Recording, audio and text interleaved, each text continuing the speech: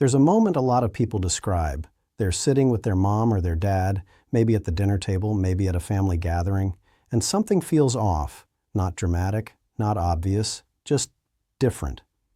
Their parent seems a little quieter than usual. Maybe they're eating less. Maybe they said something strange, or they just seem like they've pulled back somehow.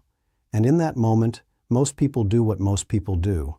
They tell themselves it's a bad day, or they're tired, or it's just aging. And then a year later, they're at the funeral, and they'd give anything to go back to that dinner table. I'm not telling you that to be dark. I'm telling you that because that moment, that quiet, easy-to-dismiss moment, is actually something medicine has started to understand in a real way. There are specific, recognizable signs that appear in the final phase of life, and most families miss them. Not because they don't love the person, but because no one told them what to look for. So that's what this video is, a guide. For anyone who has an elderly parent, a spouse, a grandparent, anyone you love who's getting older and you just want to be paying attention to the right things. We're going to go through 5 warning signs. Some of them will surprise you, and my hope is that if you recognize any of these in someone you care about, you'll use that knowledge well to get them the right support, to have the conversations that matter, and to make the most of the time you have. Let's get into it. Here's something most people don't realize. The body, when it starts to shut down, doesn't do it suddenly. It does it gradually, and it does it in a very particular order. There's actually a term in palliative medicine called the dying process, and what researchers and clinicians have found is that this process follows recognizable patterns. The body begins withdrawing energy from non-essential systems. It starts conserving, redirecting, and as it does that, certain things become visible, if you know what you're looking at. The problem is, most of us don't. And I don't say that as a criticism. We're not trained for this. Doctors spend years learning it. The average family member is just watching, hoping, trying to interpret things they don't have the context to understand. And here's what makes it even harder. A lot of these signs look like things we already associate with normal aging: sleeping more, eating less, being a little more forgetful. So we dismiss them. We think, well, they're 82, of course they're sleeping more. Of course they're not as hungry. And sometimes that's true. Sometimes it is just aging, but sometimes it isn't. And the difference matters enormously. I think about a family I heard about, a woman caring for her father at home.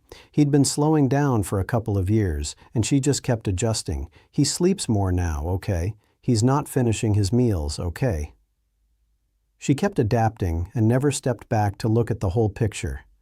And when he passed, it was within weeks of when things really accelerated.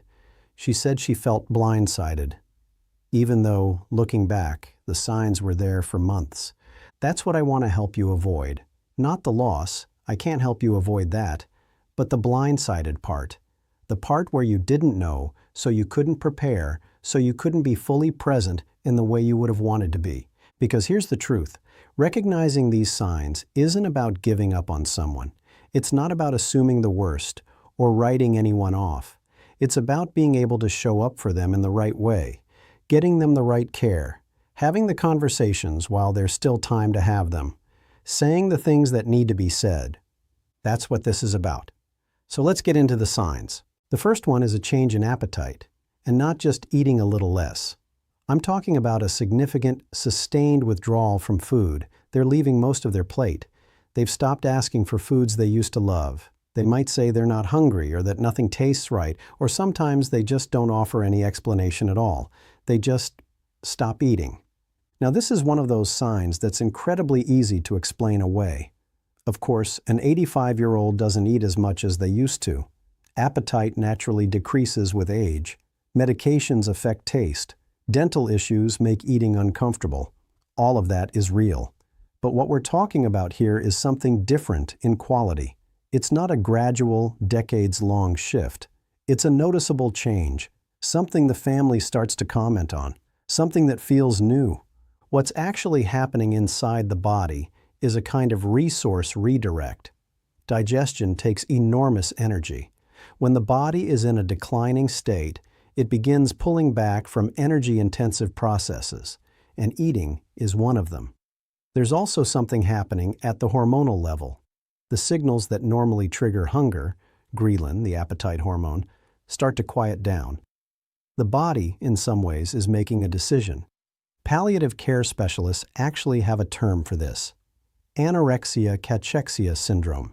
It's a well-documented pattern in end-of-life care, a combination of appetite loss and muscle wasting that appears consistently in people who are in the final phase of a serious illness or overall physical decline. It's not caused by not eating enough. It's the other way around. The body's declining state is causing the appetite loss.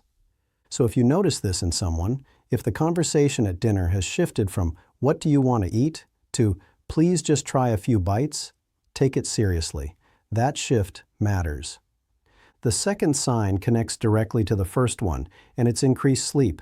Not just napping more, not just going to bed earlier. We're talking about sleeping 14, 16, sometimes 18 hours a day. And when they are awake, they seem tired, foggy, like they're only partly there. This one is almost universally misread by families, and I completely understand why. Sleep is comforting. Watching someone sleep feels peaceful. It's easy to think, well, they're resting. That's good. Let them rest. And yes, rest is good. But there's a difference between restorative sleep and withdrawal sleep. And what we see in the final phase of life is the latter. The body is pulling inward. It's conserving what little energy it has. The brain, the organs, they're working harder than they appear to, and sleep becomes the default state because wakefulness is simply too demanding. You'll also often notice that the quality of their waking hours starts to change. They might seem confused when they first wake up, foggy in a way that doesn't clear. During a conversation, they can drift in and out, and sometimes they won't remember you were even there. Stay with me here, because this next part is important. There's a tendency, and it comes from love, completely from love, to try to keep them engaged, keep them stimulated, get them up, get them moving, get them talking. And in some earlier stages of decline, that makes sense. But if someone is in the final phase and sleeping most of the day, fighting that sleep can actually cause distress. What they often need is permission to rest, to be comfortable, to have someone sitting quietly with them, not pulling them back. That's not giving up. That's understanding what their body is doing and meeting them where they are. So with that in mind, let's talk about the third sign, and this one is subtler than the first two. It's social withdrawal, a pulling back from the people and things they used to care about. Maybe they were someone who always watched the evening news. Now they don't turn the TV on. Maybe they used to light up when the grandkids came over. Now they sit quietly in the corner, smiling, but not really engaging. Maybe they've stopped calling people, stopped asking about what's going on in your life, stopped caring about the things they used to care about, their garden, their favorite sports team, their church group, their weekly phone call with a sibling. This is where families often get hurt feelings, and I want to address that directly because it matters. When someone starts withdrawing like this, it can feel like rejection. It can feel like they don't love you as much, or that something is wrong in the relationship. And that interpretation causes real pain and sometimes real conflict at exactly the wrong time. What's actually happening is something completely different. The person is going through a process of what some researchers and hospice workers describe as life review, a natural internal turning inward that happens as the end approaches. Their world is getting smaller, not because they love you less, but because their energy, physical, emotional, cognitive, is contracting. They're conserving, they're processing. Some of it is happening in ways we can't see and they can't always articulate. It's also worth knowing that this withdrawal often comes with a kind of peacefulness, not sadness necessarily. A lot of people in this phase seem calm, quieter than usual, but not distressed. That's actually a meaningful distinction. If they seem peaceful in their withdrawal, that's different from someone who seems depressed or frightened. And if you're not sure which it is, that's a conversation worth having with their doctor or a palliative care specialist. Now, the fourth sign. This one stops families in their tracks every time, and it's something called increased confusion, or in some cases, a sudden, unexpected clarity. Let me explain both sides of that. The confusion piece first. As the body declines, circulation slows. Less blood, less oxygen reaching the brain. And what you see as a result is something called terminal restlessness or delirium. Periods where the person seems confused, agitated, sometimes frightened. They might think they're somewhere else. They might talk to people who aren't in the room. They might say things that don't make sense or ask to go home when they're already home. This is profoundly distressing to witness. I want to be honest about that. Watching someone you love seem lost inside their own mind is one of the hardest things a family goes through. And the instinct is to correct them, to bring them back. Mom, you are home. Look around you. It's me. And I understand that instinct completely.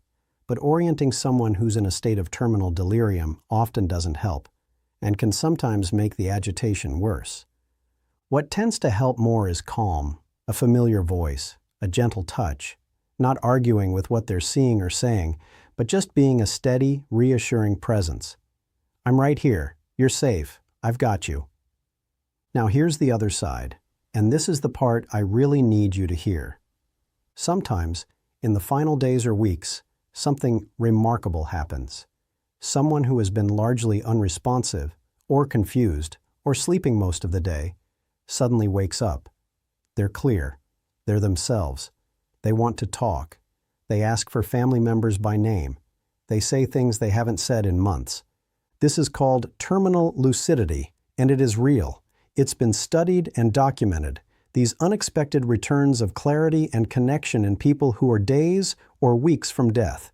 And families who experience it often describe it as a gift, a final, unexpected window. But here's where it becomes heartbreaking.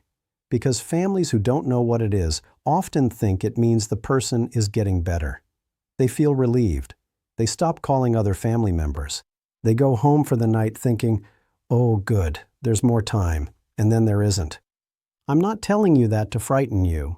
I'm telling you because if you ever witness this, if someone who has been fading suddenly seems like themselves again, don't wait.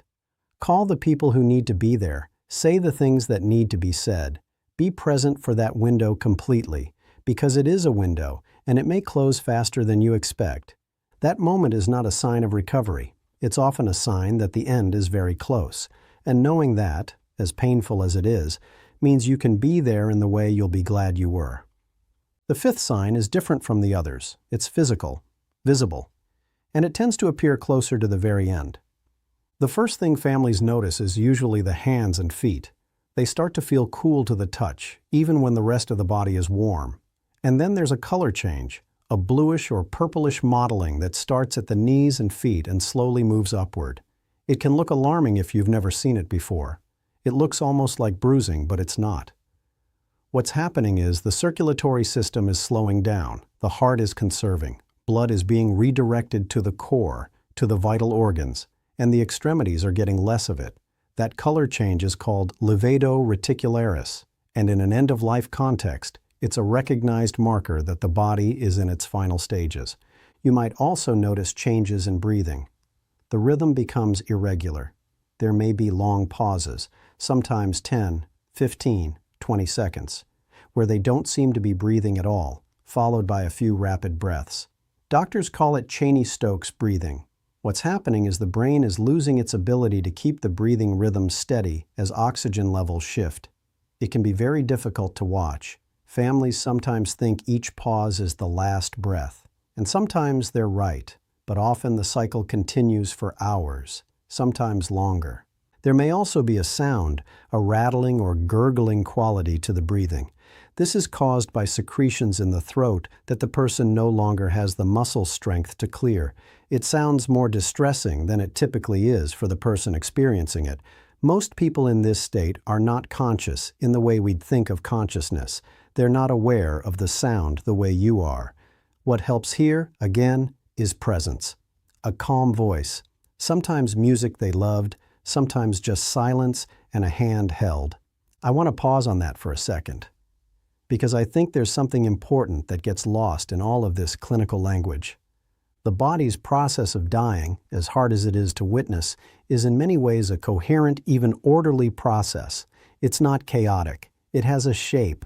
And when you understand that shape, when you can recognize what's happening and why, it changes your experience of it.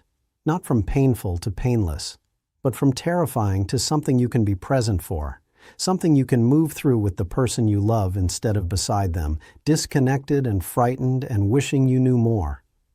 That's why this information matters. Not to prepare you to feel less, but to prepare you to be more there. These 5 signs don't show up all at once. They don't announce themselves. They're quiet, easy to dismiss, and they tend to look a lot like things we already associate with getting older. But when they start to cluster, when you're seeing 2 or 3 of them together, when something in you shifts from, "I think they're just tired," to "something is different," that's the moment to pay attention. None of these signs, on their own, is a certainty. Someone can sleep a lot and just be exhausted. Someone can withdraw and be dealing with depression. What matters is the pattern, the change, the thing that feels new. And if that feeling hits, talk to their doctor. Bring up palliative care or hospice if no one has mentioned it yet, because those conversations are easier to have earlier than you think. And start saying the things that matter while there's still time to say them. And if you're watching this because someone you love is already showing some of these signs, I want to say something directly to you. You're doing the right thing by being informed, by paying attention, by caring enough to look this in the face even though it's hard. That takes something. And the fact that you're here, watching this, means you're the kind of person who's going to show up for them. So go show up. Be there. Hold their hand. Tell them what they mean to you. Say the things you want to say while you can still say them. That's the whole point. That's always been the whole point. If this video helped you, please share it, because there are a lot of families out there sitting at that dinner table right now, sensing something, not knowing what to do with it. This might be exactly what they need to see. And if you have questions, or if you've been through this and want to share your experience, leave it in the comments. I read them.